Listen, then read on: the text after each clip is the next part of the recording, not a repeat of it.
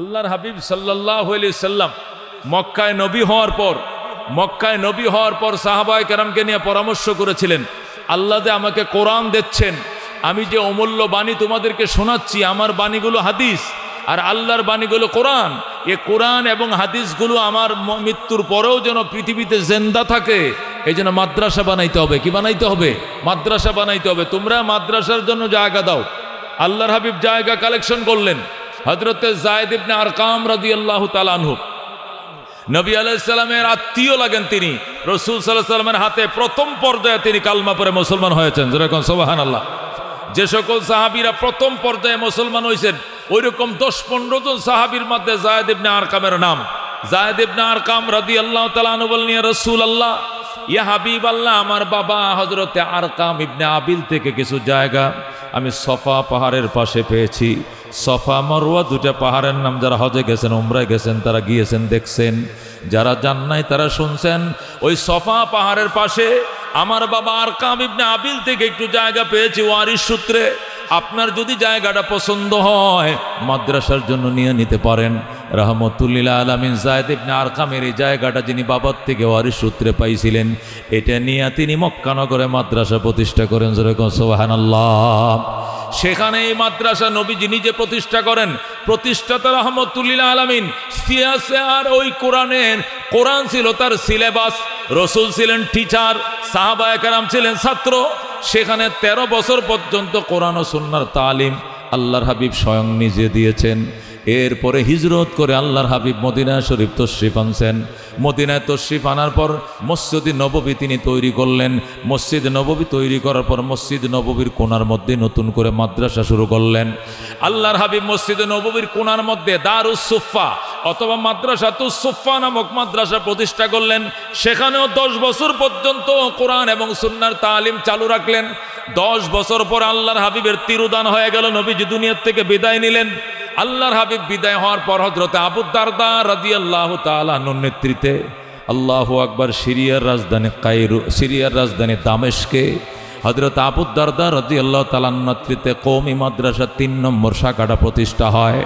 1 নম্বর শাখা মক্কা নগরে প্রতিষ্ঠা হয়, 2 নম্বর শাখা মদিনায় প্রতিষ্ঠা হয়, 3 নম্বর হযরত আবু দারদা রাদিয়াল্লাহু তাআলা আনহুর নেতৃত্বে ওই সিরিয়ার রাজধানী দামেস্কে কওমি মাদ্রাসা 3 নম্বর শাখাটা প্রতিষ্ঠা হয়।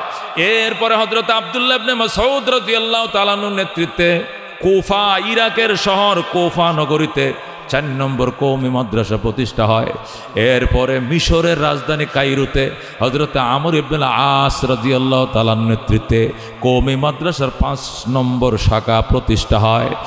এরপরে হযরত সুলতান মাহমুদ গজনবী রহমাতুল্লাহ আলাইহির নেতৃত্বে কাবুলের তখনকার রাজধানী গজনিতে কওমি মাদ্রাসার 6 নম্বর শাখা প্রতিষ্ঠা হয়।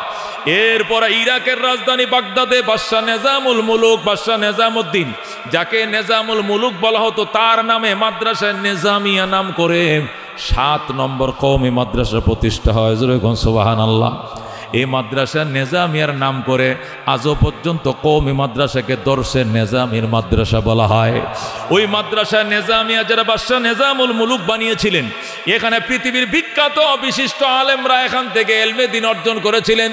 বিশেষ করে উল্লেখ করার মতো 3 জনের নাম। একজন হুজ্জাতুল ইসলাম হযরতে ইমাম গাজালি রহমতুল্লাহ আলাই, তিনিও মাদ্রাসা নিজামিয়ার ছাত্র ছিলেন। পারস্য কবি, বিশ্বকবি, আন্তর্জাতিক কবি শেখ সাদি রহমতুল্লাহ আলাই মাদ্রাসা নিজামিয়ার ছাত্র ছিলেন। 3 নম্বর বড় পীর মহিউদ্দিন আব্দুল কাদের জিলানী রহমতুল্লাহ আলাই বড় পীর সাহেব ওই মাদ্রাসার ছাত্র ছিলেন। যেরকম সুবহানাল্লাহ। মাদ্রাসা নিজামিয়া কত বড় মাদ্রাসা ছিলেন। এখানে হুজ্জাতুল ইসলাম হযরত ইমাম গাজালি লেখাপড়া করেছেন, শেখ সাদি রহমতুল্লাহ লেখাপড়া করেছেন, বড় পীর আব্দুল কাদের জিলানী লেখাপড়া করেছেন। এই মাদ্রাসা দেখে দেখে তখন মুঘলরা ভারতবর্ষ মাদ্রাসা প্রতিষ্ঠা শুরু করলেন। বাদশাহ আলতামাস, সুলতান আলতামাস রহমতুল্লাহ আলাই দিল্লিতে, ওই ভারতের রাজধানী দিল্লিতে তিনি কওমি মাদ্রাসার 8 নম্বর শাখা প্রতিষ্ঠা করেন। সুলতান আলতামাসের নেতৃত্বে যখন দিল্লিতে দারুল উলুম তৈরি হলো, এরপরে বাদশাহ আল্লাহু আকবার সালাউদ্দিন ঘুরি রহমতুল্লাহ আলাই আজমিরে তিনি কওমি মাদ্রাসার 9 নম্বর শাখা প্রতিষ্ঠা করেন। যেরকম সুবহানাল্লাহ।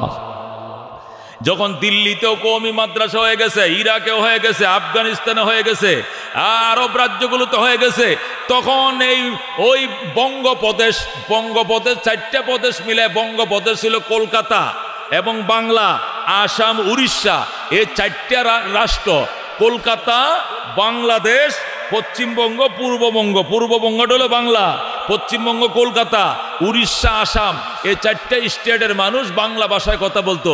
এই 4টা স্টেটকে মিলে তখন বঙ্গপ্রদেশ বলা হতো।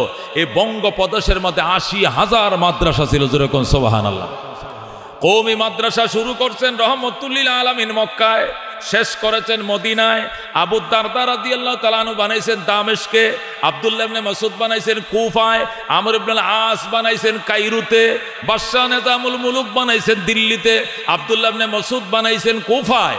এইভাবে হইতে হইতে হইতে মুঘলরা যখন মাদ্রাসা প্রতিষ্ঠা শুরু করলো, তখন বঙ্গপ্রদেশের মধ্যে 80,000 কওমি মাদ্রাসা, যেরকম সুবহানাল্লাহ।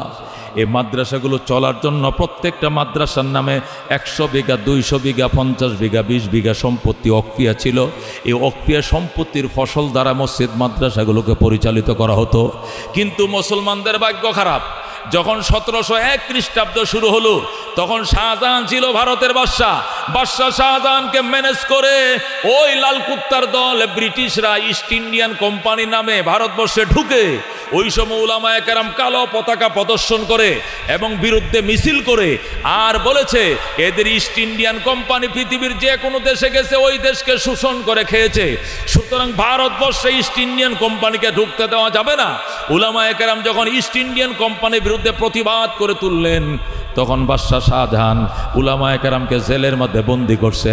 বন্দি করে বলছে, মৌলবীরা উন্নত দেখতে পারে না, মৌলবীরা উন্নতি দেখতে পারে না।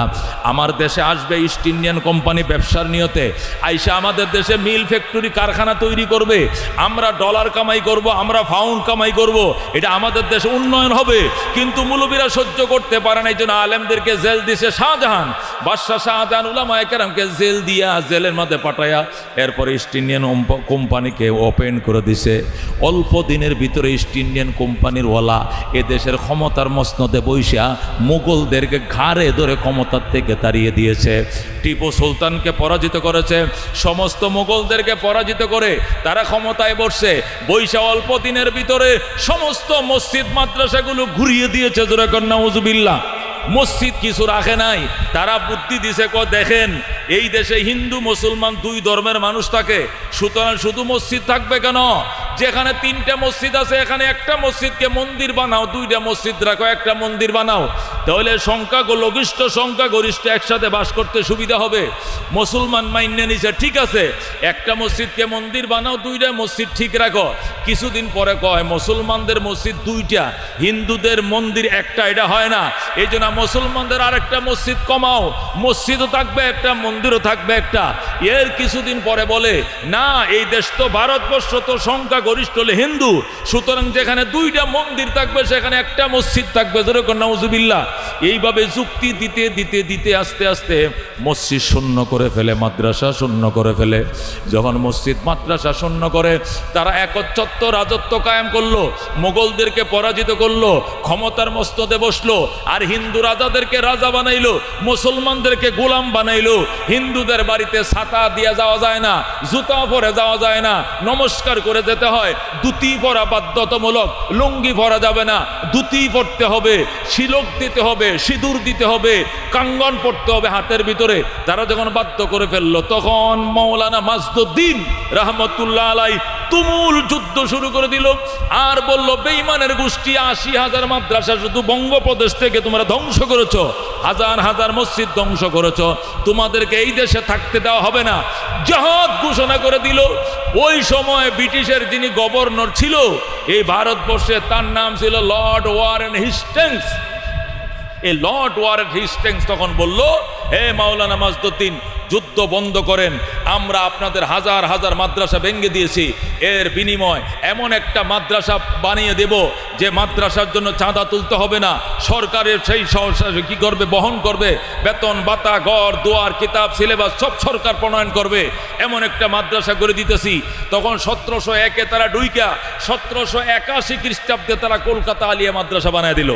আর বলল কলকাতা আলিয়া মাদ্রাসার জমি দিয়েছি আমরা, বিল্ডিং বানিয়ে দিয়েছি আমরা, সিলেবাস নির্মাণ করবো আমরা, প্রিন্সিপাল হব আমরা, শিক্ষকতা করব, আপনাদেরকে দিব, বেতন দেব আমরা, কিন্তু প্রিন্সিপাল দেব আমরা।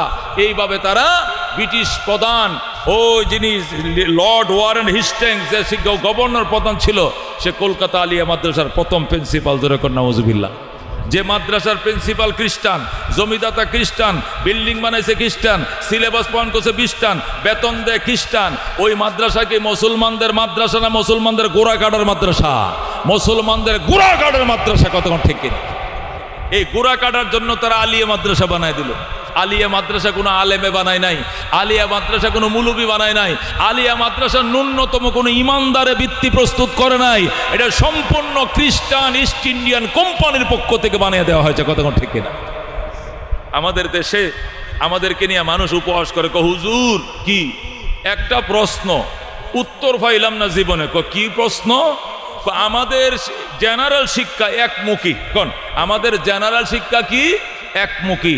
এটা ইংলিশ মিডিয়াম হোক আর বাংলা মিডিয়াম হোক, একমুখী শিক্ষা। কিন্তু আপনাদের মাদ্রাসা শিক্ষা দুইমুখী কেন? কিছু সরকারি, কিছু বেসরকারি, কিছু কওমি মাদ্রাসা, কিছু আলিয়া মাদ্রাসা। আপনাদের মাদ্রাসা শিক্ষা দুই ধরনের কেন? কিছু সরকার বহন করে, কিছু বেসরকারি। আমাদের এই জেনারেল শিক্ষা যে ব্যবস্থা আছে এটি একমুখী, আপনাদের মাদ্রাসা দ্বিমুখী। একটা সিলেবাস এরকম আর একটা সিলেবাস এরকম। তার কারণ কি? আমরা বলতে চাই আমাদের শিক্ষা ব্যবস্থা একমুখী আগেও ছিল, একমুখী এখনো আছে। মাঝখান দিয়ে 200 বছর ব্রিটিশরা এদেশের মসজিদ মাদ্রাসা ধ্বংস করে দিয়া তারা দ্বিমুখী একটা শিক্ষা আমাদের গাড়ে সোয়ার করে রাইকা চলে গেছে, কতক্ষণ ঠিক কিনা? যেটা ওই সরকারিভাবে করে থুয়ে গেছে, সরকার এখনো আছে। সরকারগুলো ভারত ভেঙ্গে, ভারত ভেঙ্গে 5 রাষ্ট্র হয়েছে, নেপাল, ভুটান, বার্মা, বাংলাদেশ, পাকিস্তান, হিন্দুস্তান রাষ্ট্র হয়েছে 5-6টা। ব্রিটিশ ভেঙ্গে 5-6টা রাষ্ট্র ভারতবর্ষ থেকে ভাগ হওয়ার পরে প্রত্যেকটা সরকারের কাঁধে ওই আলিয়া মাদ্রাসাগুলো চাপায়া থুয়ে গেছে। এখন এইগুলো চলছে। এইগুলো আগে নবীও বানায় নাই, এইগুলো পরে উলামায়ে কেরাম বানায় নাই। মাঝখান দিয়ে ব্রিটিশরা আমাদের কাঁধে আমাদের 80,000 মাদ্রাসা ভাঙ্গিয়া পরে সান্ত্বনার জন্য কলকাতা আলিয়া বানায় থুয়ে গেছে, কতক্ষণ ঠিক কিনা? যে মাদ্রাসা প্রতিষ্ঠা করে খ্রিস্টানে, যে মাদ্রাসার প্রিন্সিপাল খ্রিস্টান, শুধু প্রথম প্রিন্সিপাল নয়, প্রথম প্রিন্সিপাল থেকে নিয়ে একটানা 25 জন প্রিন্সিপাল ছিল খ্রিস্টান কলকাতা আলিয়ার, জোরে কর নাউজুবিল্লাহ। যে মাদ্রাসার 25 জন প্রিন্সিপাল খ্রিস্টান থাকে, এই মাদ্রাসা কি ইসলাম প্রতিষ্ঠার জন্য না ইসলামের গোড়া কাটার জন্য? আপনারাই বলেন, গোড়া কাটার জন্য। এই জন্য যারাই কথা বলেন হুজুর আপনাদের মাদ্রাসা শিক্ষা দুই ধরনের কেন, সবাই সরকারি হয়ে যান, তাহলে সাহায্য সাহায্য কিচ্ছু দরকার নাই। সরকারে বিল্ডিং বানায় দিব, সরকারে বেতন দিব, সরকারে বাড়ি ভাড়া দিব, সরকার চিকিৎসা ভাতা দিব। দেখেন না আলিয়া মাদ্রাসার হুজুররা কি শান্তিতে আছে, মাশাআল্লাহ। আমরা বলতে চাই দোস্ত, এগুলো আমাদের আকাবের দ্বারা বানানো মাদ্রাসা নয়। আপনারা যারা আলিয়াতে পড়ছেন বা পড়ান, মনে কষ্ট নিয়েন না, আমি ইতিহাস বলতেছি। মানুষ আমাদেরকে প্রশ্ন করে আমাদের জেনারেল শিক্ষা একমুখী শিক্ষা, কিন্তু আপনাদের মাদ্রাসা শিক্ষা দুইমুখী কেন? কিছু কওমি, কিছু সরকারি। কারণটা কি? নবী আলাইহিস সালাম প্রথম যায়েদ ইবনে আরকাম রাদিয়াল্লাহু তাআলা আনহু জায়গা নিয়ে যে মাদ্রাসা বানাইছিলেন, ওইটা কওমি মাদ্রাসা ছিল। মদিনায় দারুস সুফা কওমি মাদ্রাসা ছিল। আব্দুল্লাহ ইবনে মাসউদ বানাইছেন, কওমি মাদ্রাসা ছিল। যায়েদ ইবনে আরকাম বানাইছেন, কওমি মাদ্রাসা ছিল। আবু দারদা রাদিয়াল্লাহু তাআলা কওমি মাদ্রাসা ছিল। সালাউদ্দিন আইয়ুবী, সালাউদ্দিন ঘুরি, সালাউদ্দিন সহ তার সুলতান আলতামার সহ যত মাদ্রাসা বাত্রা নিজামিয়া সব কওমি মাদ্রাসা ছিল। মাঝখান দিয়া 1701-এ যখন ইহুদিরা ঢুকলো, লাল কুত্তার দল ভারতে ঢুকলো, ঢুইকে সমস্ত মসজিদ মাদ্রাসা ঘুরিয়ে দিল এবং মাদ্রাসাগুলোর নামে হাজার হাজার বিঘা সম্পত্তি অক্রিয়া ছিল, অক্রিয়াগুলো বাজেয়াপ্ত করে দিল। বাজেয়াপ্ত করে দিয়া তারা সান্ত্বনার জন্য হাজার মাদ্রাসার পরিবর্তে একটা আলিয়া মাদ্রাসা বানিয়ে দিল। এর পরবর্তীতে আস্তে আস্তে পরে আরও কিছু শাখা প্রশাখা তারা খুলেছে। এই হলো আলিয়া মাদ্রাসার ইতিহাস। 1701 খ্রিস্টাব্দে ব্রিটিশ বিনিয়ারা 1701-এ ব্রিটিশ ঢুকছে ভারতবর্ষে, 1781-তে কলকাতা আলিয়া বানাইছে। 1866 খ্রিস্টাব্দে যখন এদেশের উলামায়ে কেরাম দেখলো যে এই আলিয়া মাদ্রাসা যদি আমাদের ছেলেরা পড়ে তাহলে স্কুল আর মাদ্রাসার কোনো বেশ কম থাকবে না। কথা ঠিক কিনা?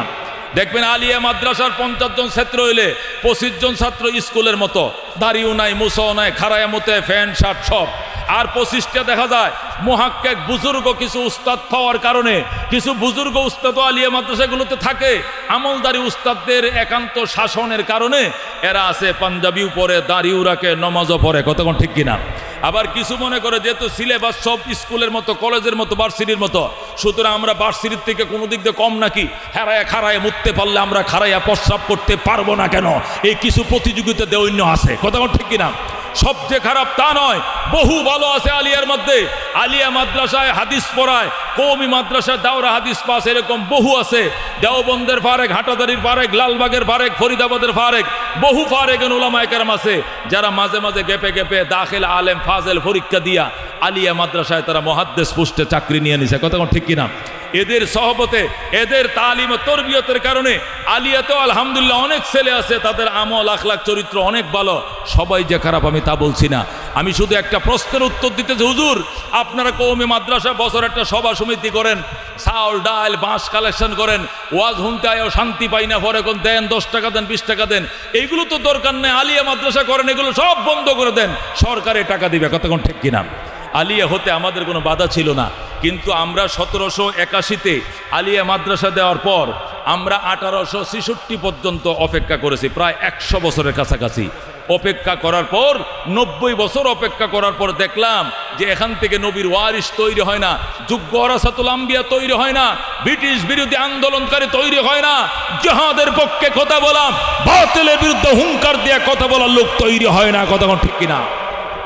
সরকারের টাকা খাইয়া, সরকারের বেতন খাইয়া যদি আলিয়া মাদ্রাসা মিছিলে বাইর হয়, পরের দিন দৌড়ে দৌড়ে সবটি চাকরি খাইয়া প্যাকেট করে দেশে পাঠাই দিব। কতক্ষণ ঠিক কিনা? এই জন্য যত মিছিল, যত মিটিং, জীবনের ঝুঁকি নিয়ে টেয়ার সেলের সামনে জেল এবং জুলুম যা বুক করেছে এই ফ্যাসিস্টের আমলে, হিসাব নিয়ে দেখেন 100-র মধ্যে 100% আলেম, কওমি মাদ্রাসার আলেম জেল কেটেছে। কতক্ষণ ঠিক কিনা? কেন? ওরা সরকারের নুন তেল খায়ও না, সরকারকে হিসাব করে কথাও বলে না। এই জন্য ইসলামের পক্ষে কথা বলে, গলায় শিকল লাগায়, জেলে যায়, পায়ে বেরি লাগায়, কিন্তু সত্য কথা বলতে পরোয়া করে না। কথা ঠিক কিনা? এই জন্য দুস্থ 1866 খ্রিস্টাব্দ পর্যন্ত অপেক্ষা করছে, দেখি কলকাতা আলিয়ার কেমন সন্তান বের হয়, কেমন আলেম বের হয়। দেখলো যে না, আশা অনুপাতে পয়গম্বরের ওয়ারিস বের হয় না। এরপরে আল্লাহু আকবার, একদল উলামায়ে কেরাম, হযরতে কাসেম নানতুবি রহমতুল্লাহ আলাই, শেব্বির আহমদ উসমানী রহমতুল্লাহ আলাই, একজন বুজুর্গ উলামায়ে কেরাম এই ভারতবর্ষে সফর শুরু করলেন, তারা মাদ্রাসা বানাবে।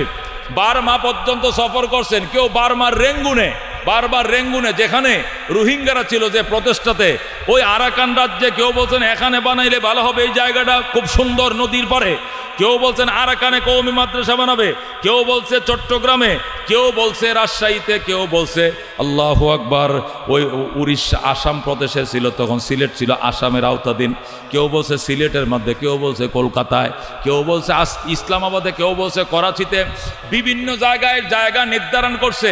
কওমি মাদ্রাসার বড় ইউনিভার্সিটিতে কোথায় বানানো যায়।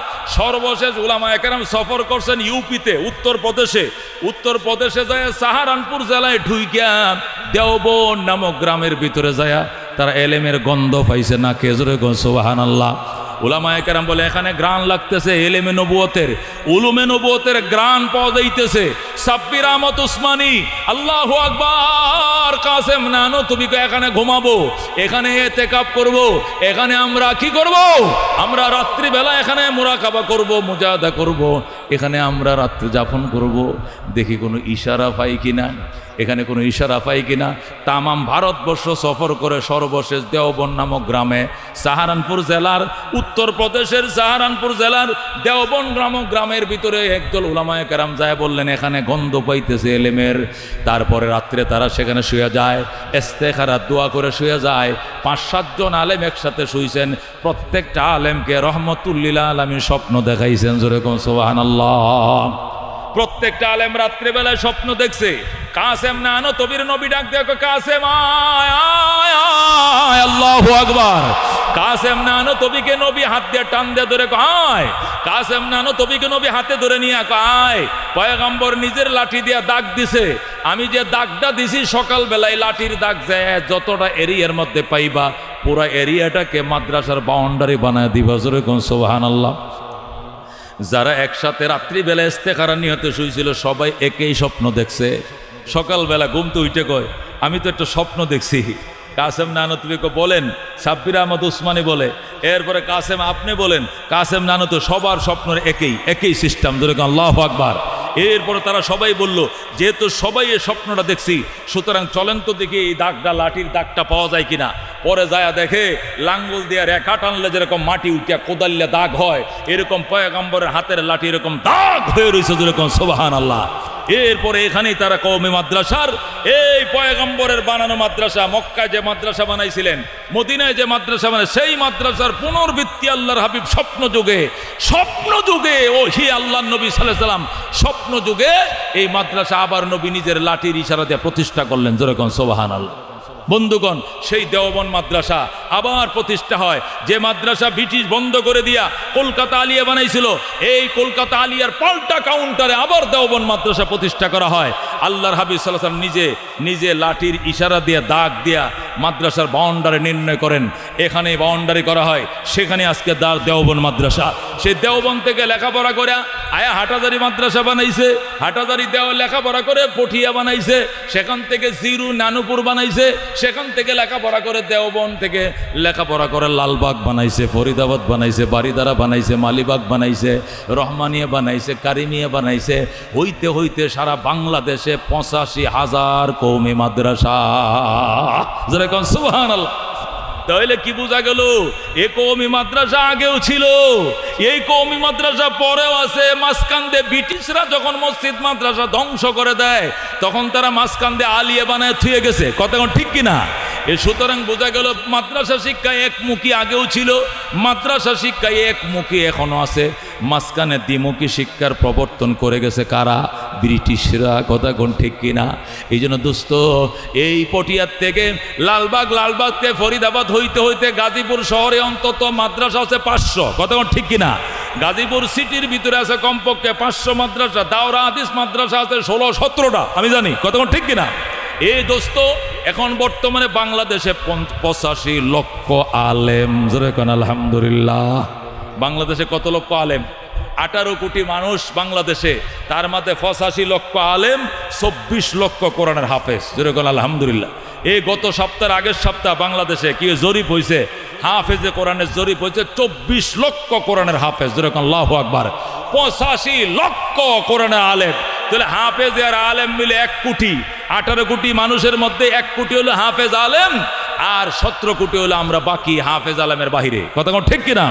বন্ধুগণ, সেই আলেম তৈরি করার কারখানা যেখানে যেখানে হয়েছে এইগুলো কারখানা, আলেম তৈরির কারখানা। এটারে মাদ্রাসা কয়? এটা মাদ্রাসা নয়, এগুলো ইসলাম টিকে রাখার ক্যান্টনমেন্ট। কথা কোন ঠিক কিনা? যখনই বাতিলের বিরুদ্ধে মাথা ছাড়া দেয়, যখনই নাস্তিক, কমিউনিস্ট, তসলিমা নাস্তিনী সহ বাতিল ফেসিবাদ যখন মাথা ছাড়া দেয়, সর্বপ্রথম প্রতিবাদটা কওমি মাদ্রাসা থেকে বের হয়ে আসে। কথা ঠিক কিনা? সর্বপ্রথম কাফনের কাপড়টা নিয়ে উলামায়ে কেরাম রাস্তায় নেমে আসে। কথা ঠিক কিনা? এই ফেসিবাদের পতনে সর্বপ্রথম দারুল উলুম দেওবন্দের সূর্য সন্তান ফয়জুল করিম কাসিমি সর্বপ্রথম ১৪৪ দ্বারা ভঙ্গ করে গণভবনে ঢুকেছিল। কথা ঠিক কিনা? সেও একজন সূর্য সন্তান, দারুল উলুম দেওবন্দ মাদ্রাসার সন্তান, কওমি মাদ্রাসার সন্তান। এই জন্য দোস্ত, এই মাদ্রাসাগুলো যতদিন আছে বাংলাদেশে ইসলাম থাকবে, বাংলাদেশে আলেম ওলামা থাকবে না, ইসলাম থাকবে না। এই ৮৫ লক্ষ আলেমের দেশ, ২৪ লক্ষ হাফেজের দেশ। এই জন্য ওয়াজ মাহফিলে লোকের অভাব নাই, বিশ্ব ইজতেমায় লোকের অভাব নাই, টুপির অভাব নাই, পাগড়ির অভাব নাই। কেন? একমাত্র উলামায়ে কেরাম বেশি। এই জন্য এই দেশের পাগড়ি বেশি, মেসওয়াক বেশি। তামাম দুনিয়ার সমস্ত হাফেজকে একত্রিত করো, ২৪ লক্ষ হাফেজ হবে না। অথচ ১,৫৫,০০০ বর্গ মাইল ছোট্ট বাংলাদেশে ২৪ লক্ষ কোরআনের হাফেজ। সুবহানাল্লাহ।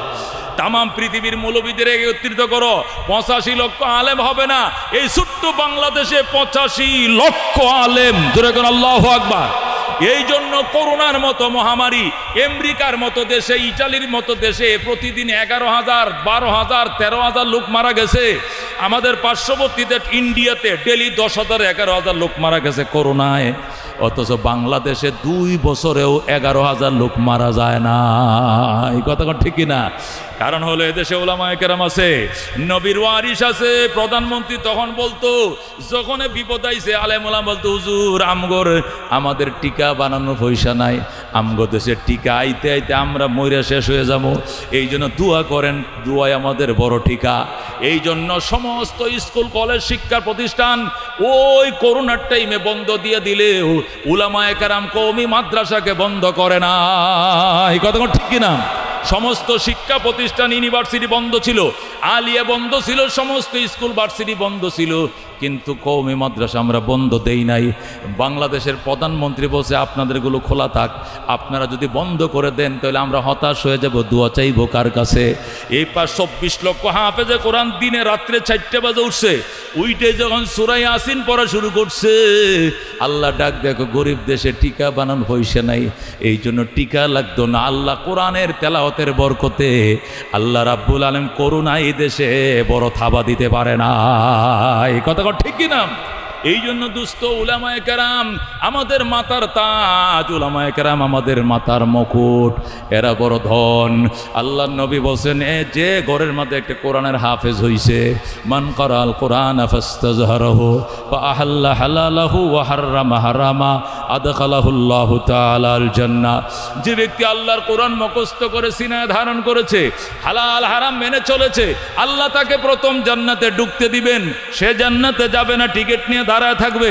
আল্লাহ বলবেন দাঁড়ায় রয়েছে কোনো যাও, সে বলবে আমি যাব না, আমার মায় কই, আমি যাব না, আমার বাবাই কই, আমার শ্বশুর কই, আমার শাশুড়ি কই। আল্লাহ বলবেন এমন 10টা ব্যক্তিকে নিয়ে জান্নাতে ঢুকো যে 10 জন সকলের উপরে জাহান্নাম অবধারিত ছিল। জোরে কোন সুবহানাল্লাহ। একটা হাফেজে কোরআন 10টা ব্যক্তিকে জাহান্নাম থেকে জান্নাতে নিবে। আর এক একটা আলেমের অবস্থা আল্লাহ নবী বলেন, উলামা উম্মতি কাম্বিয়ায়ে বনি ইসরাইল, আমার উম্মতের এক একটা আলেমকে আল্লাহ এত পাওয়ার দিবে, বনি ইসরাইল এক একটা নবী যেরকম দেশ নিয়ে গ্রাম নিয়ে জান্নাতের দিকে রওনা করবে, আমার উম্মতের এক একটা আলেম এরকম সম্প্রদায়কে নিয়ে জান্নাতে যাবে। যেরকম সুবহানাল্লাহ। এই জন্য দোস্ত, আলেম যদি এই দেশে না থাকতো, দাঁড়িয়ে আপনাদের গালে থাকতো না, আলেম না থাকলে ওয়াজ থাকতো না, আলেম না থাকলে নমাজ থাকতো না, আলেম না থাকলে আজান দেয় না, মুয়াজ্জিন পাইতাম না, কথা কোন ঠিক কিনা? আলেম না হইলে নামাজ পড়ার না ইমাম পাইতাম না, কথা কোন ঠিক কিনা? এইরা যে দেশে বুখারী শরীফ, বুখারী ইমাম বুখারী যে দেশে বইসা লেখছে, সেই দেশ থেকে মুফতি আহমদ আলী সাহেব ময়মনসিংহের এই মাজির কলা মাদ্রাসার শেখুল হাদিস মুফতি আহমদ আলী সাহেব, উনি বলছেন গত বছর উনি গেছেন ইমাম বুখারীর দেশে, যেখানে ইমাম বুখারী লেখছে, তিরমিজি লেখছে, নাসাই শরীফ লেখছে, সিয়াসিত্তার কিতাবের 5টা কিতাব যে দেশে বইসা লেখছে, সেই দেশটা সফর করে আসছি। একটা মহিলার মাথায় কাপড় দেখি না, বোরকা দেখি নাই, একটা পুরুষের গালে দাড়ি দেখি নাই, শুধু মসজিদের ইমাম ছাড়া কাহারও গালে কোনো দাড়ি নাই। কারণ ওই দেশে আলেম না থাকার কারণে ইমাম বুখারীর দেশের মানুষের গালের ভিতরেও দাড়ি নাই। জোরে কর নাউজুবিল্লাহ। সমস্ত মহিলারা দোকানদার, মাছ বেচতে তো দোকানদার মহিলা, কসমেটিক বেচতেছে মহিলা, কাপড় বিক্রি করতেছে মহিলা, ফল বিক্রি করতেছে মহিলা, অথচ ইমাম বুখারীর দেশ।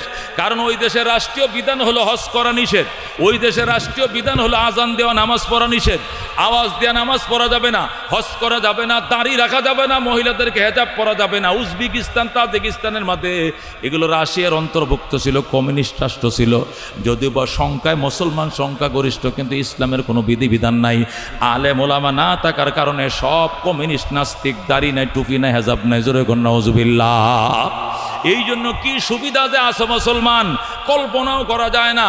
মানুষ মারা গেলে গোসল করার না লোকের অভাব নাই, দাফন করার না অভাব নাই, জিয়ারত করার না অভাব নাই, দোয়া করার লোকের অভাব নাই, আলেম ওলামার অভাব নাই। কারণ প্রত্যেকটা মহল্লার ভিতরে হাফেজ আলেম তৈরি করে দিয়েছে কওমি মাদ্রাসা। কথা কোন ঠিক কিনা? আজকে আপনার মেয়েটাকে বিএ পাস করায়, এমএ পাস করায়া আপনি কি করবেন? বিয়ে দিবেন। এই জন্য 24 বছর চাকরি করে 25 লক্ষ টাকা পাইছেন, সবটা টাকা টাকা দিয়ে 2টা মেয়েকে বিয়ে দিতে সমস্ত টাকা শেষ। হজ করবেন না ভাই সাহেব? হজ করবো কি দিয়া? 2টা মায়া বিয়ে দিছি, আমার পুরো টাকা শেষ। যৌতুক দিছি, ফার্নিচার দিছি, টিভি দিছি, ফ্রিজ দিছি, ঠান্ডা আলমারি দিছি, আবার গরম আলমারিও দিছি। দিতে দিতে আবার যৌতুক দিছি, জামাইয়ের চাকরির জন্য দিছি আবার 10 লাখ আলাদা। এইভাবে মেয়ে 2টা বিয়ে দিয়াই 30 বছরের কামাই 20 লাখ টাকা পাইছিলাম, সব শেষ। হজ করার মতো ভাগ্য নাই। হজ করার নিয়ত ছিল, এটাও পারবো না, টাকা শেষ। ও দোস্ত, 10টা টাকা লাগবে না, তোমার মেয়েকে আলেমা বানাও।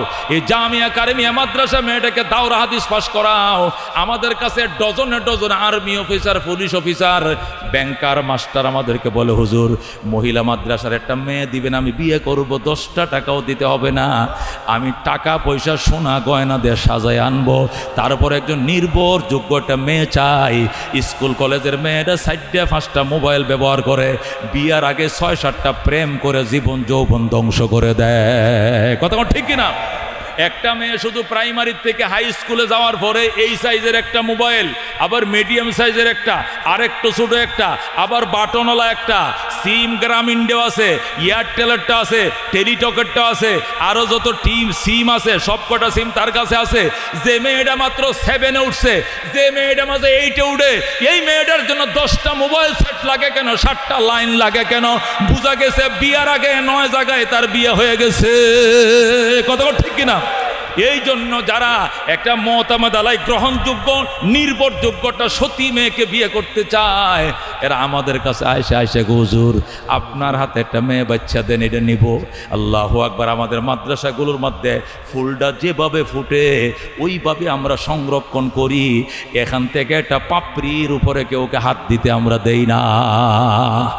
এ মুসলমান, গোলাপ যে কোনো ফুল ফোটার পরে পাপড়ি থাকে কিনা, হুঙ্গাগুলো থাকে কিনা কাটা কাটা, এই পাপড়িগুলো আমরা একটা মেয়ে যুবতী হওয়ার পর এই মাদ্রাসাগুলোতে যখন ভর্তি করে দাওরা হাদিস পড়ার পরে পাপড়ির যেরকম ফুলের থেকে পাপড়ি থেকে আঘাত করতে পারে না, এদের উপরে এরকম আঘাত করতে পারে না। আমরা 100% মোবাইল মুক্ত রাখি। আমাদের মহিলা মাদ্রাসাগুলো মোবাইল ইউজ করা সম্পূর্ণ হারাম। একবারে ভর্তির আগেই বলে দেওয়া হয় এখানে মোবাইল ইউজ এখন সম্পূর্ণ নিষেধ। অভিভাবকের সাথে কথা বলতে হলে টাকা ফুরায় গেছে, বোর্ডিংয়ে চাউল নাই, ডাল নাই, মাসিক খরচ দিতে হবে। টিচার যিনি থাকবেন শিক্ষিকার মোবাইলে, মার মোবাইলে কথা বলতে হবে, শিক্ষিকার মোবাইল দিয়ে বাবার সাথে কথা বলতে হবে। একটা বাটন সেট পর্যন্ত ব্যবহার অনুমতি আমাদের মাদ্রাসাগুলোতে নাই। কথা ঠিক কিনা? কেন? এই মোবাইল সেট একটা মেয়ের হাতে গেছে মানিয়ে চরিত্র, জীবন, যৌবন সব ধ্বংস। কথা ঠিক কিনা? এই জন্য দেখা যায় আমাদের এই মেয়েগুলো, এই মাদ্রাসা যে সমস্ত মেয়েরা পড়ে, আলহামদুলিল্লাহ, এরা যদি কালো হয়, এরা আলোর সারা এই ঘরের ভিতরে থাকতে থাকতে থাকতে ইবাদতের নূর, কোরআন হাদিসের নূর, নামাজের নূর, পরপুরুষের নজর, বদনজর থেকে হেফাজতের কারণে কালো মেয়েটার ভিতরে একটা আলাদা একটা নূর ছকছক করতে থাকে। এই মেয়েগুলোকে এক দেখা মাত্র একটা ছেলে পছন্দ করে ফেলে, যেরকম আল্লাহু আকবার। আর একটা মেয়ে যত সুন্দরী হোক না কেন, এইটারে সারাদিন অর্ধলঙ্গ অবস্থায় যখন হাজার হাজার ছেলে দেখতেছে আর বলতেছে কারবান মাইয়াটা যদি লইয়া কক্সবাজার যাইতে পারতাম, কারবান মাইয়াটা যদি নীরবে বসে একটু কথা বলতে পারতাম, কারবান মাইয়াটা যদি নম্বরটা একটু পাইতাম তো নিরিবিলি কথা বলতাম। এই বলতেছে আর জিব্বার ফানি ফেলতেছে, যৌবনের টাঁচ লাগাইতেছে। এই মেয়ের সুন্দর চেহারা জ্বলছে যাচ্ছে। কাপড় যেরকম অতি রোদের মাথায় শুকাইলে জ্বলে যায়, কাপড়ের ঝিলিক নষ্ট হয়ে যায়। মেয়েরা এই উলঙ্গ অবস্থায় পরপুরুষকে দেখাইতে দেখাইতে নূরের ফুকাত চলে যায়। শুধু চামড়া সুন্দর কি হইল, মায়া বলতে চেহারায় কিছু থাকে না। কথা ঠিক কিনা? এরপরেও যদি কেউ ওই সুন্দর চেহারা থেকে বিয়ে করে, শুক্রে 8 দিন, 9 তারিখ 9ম দিন 1 2 3 চলে যাও বাপের বাড়ি। কথা ঠিক কিনা? কি হয়েছে? গত শনিবারে বিয়া, এই রবিবারে আবার আইছেন তালাক নামার জন্য। ঘটনা কি? কয় না হুজুর আগে জানতাম না, 11 জায়গায় আছে লাইন। কয় জায়গায়? বাসায় আসি চাকরি বাকরি করে সারাদিন, আইসেন ডায়াল কলগুলো চেক করলে রহমত আলী, কদম আলী, কুদ্দুস মিয়া, সোনা মিয়া, বাসা মিয়া, 11 সাথে এত কার সাথে কথা বইছ? এটা খালতো ভাই, এটা তালতো ভাই, এটা ফুয়াতো ভাই, এটা ক্লাইন্ট, এটা কলিগ, এটা ছাত্র স্টুডেন্ট, এ বয়ফ্রেন্ড, এটা গার্লফ্রেন্ড। তোমার গার্লফ্রেন্ড লয়ে তুমি যাও, তোমার পথ তুমি দেখো, তোমাকে নিয়ে আমি সংসার করব না। আমার ঘরে থাকতে হইলে শুধু আমার সাথে কথা বলতে হবে, অন্য কোথাও কথা চলবে না, চলবে না, চলবে না। কথা ঠিক না? ও দোস্ত, এই কথাগুলো মনোযোগ দিয়ে যদি শুনে থাকেন তাহলে একটু খেয়াল করে শুনেন, কি বুঝলেন? এখনো যেভাবে ফুলটা ফুটে ফাফরি সহ কত থাকে কওমি মাদ্রাসার মেয়েরা, কথা কোন ঠিক কিনা? এই জন্য কোনো বাপের যদি 5টা মাইয়াও থাকে তারপরে কোনো টেনশন নাই, 10 টাকা খরচ লাগতো না। জামাই আইসা তার মতো করে মাইক্রো দিয়ে সাজায় সোনা গয়না পরায় মেয়ে নিয়ে চলে যাবে। 10 জন বরযাত্রী নিয়ে আপনার বাড়িতে আসবে না, জানে মেয়ের বাড়িতে কোনো খানা নাই, খানা হইলো ছেলের বাড়িতে। ও আউলিম ওয়ালাউকানা বিশাত, অলিমা করো ছাগল দিয়া, ওহা উট দিয়া, গরু দিয়া, মুরগি দিয়া। অলিমার দায়িত্ব ছেলেকে দিয়েছে ইসলামে। মেয়ের বাড়িতে কোনো খাবার নাই, এই জন্য মেয়ের বাড়িতে কোনো আনুষ্ঠানিকতা নাই। শুধু মেয়েটাকে আপনার অনুমতি দিবেন, কাবিল তু আমি কবুল করিলাম, খেজুর খাওয়াইয়া মেয়ে নিয়া রাজ সংসারে ঢাকা নিয়ে রাজ সংসার করবে। সে তো চলবেই, শ্বশুরকে হেল্প করবে উল্টা। শ্বশুর বাড়িতে কিছু নেওয়া তো দূরের কথা, বরং শ্বশুর বাড়িকে আর উল্টা হেল্প করবে।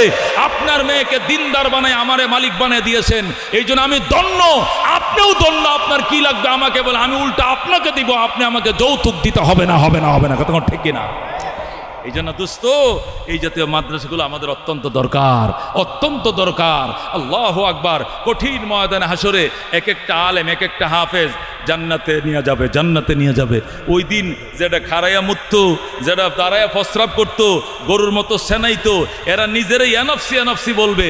আপনারা আবার ভার করবে, বলবে, বাপে করবে, তুই আমার সামনে পড়িস না, তুই আমার শেষ করছস, দুনিয়াও শেষ করছস, আখিরাতে তুই আমার ফুল, এটা আমি স্বীকারই করি না। বাপ ছেলেকে অস্বীকার করবে, ছেলে বাবাকে অস্বীকার করবে, কিন্তু ওই কোরআনের হাফেজ ছেলেটা দূরে আসবে, আব্বা আপনি আমার আব্বা লাগেন, আমি আপনার মাঝে ছেলে। কহ বাবা তোমারে চিনছি, বাবাকে কোনো সমস্যা আসেনি? কো আছে। বাবা দুনিয়াতে জানতাম নিজের গায়ে চামড়া দিয়ে জুতা বানিয়ে দিলেও বাবার হক আদায় হবে না, এটা এখনো জানি গো বাবা। বাবা গো, আল্লাহ আমার 10টা টিকিট দিছে সুপারিশের জন্য, 1 নম্বর টিকিটটা আপনার হাতে তুলে দিলাম। আল্লাহু আকবার। আল্লাহ আমাকে 10টা টিকিট দিছে জাহান্নাম থেকে জান্নাতে নেওয়ার জন্য, 1 নম্বর টিকিটটা আপনাকে দিলাম। মা কই কো আছে, কষ্টে দৌড়ায় যায়, মাকেও জাহান্নাম থেকে বের করে বলবে, মা এটা দিলাম আপনাকে। শ্বশুরকে দিবে একটা, শাশুড়িকে দিবে একটা, খালুকে একটা, মামুকে একটা, চাচাকে একটা, চাচিকে একটা। নবী বলেন এমন 10টা ব্যক্তি জান্নাতে ঢুকবে যে 10 জনের সকলের উপরে জাহান্নাম অবধারিত ছিল। জোরে কোন আল্লাহু আকবার।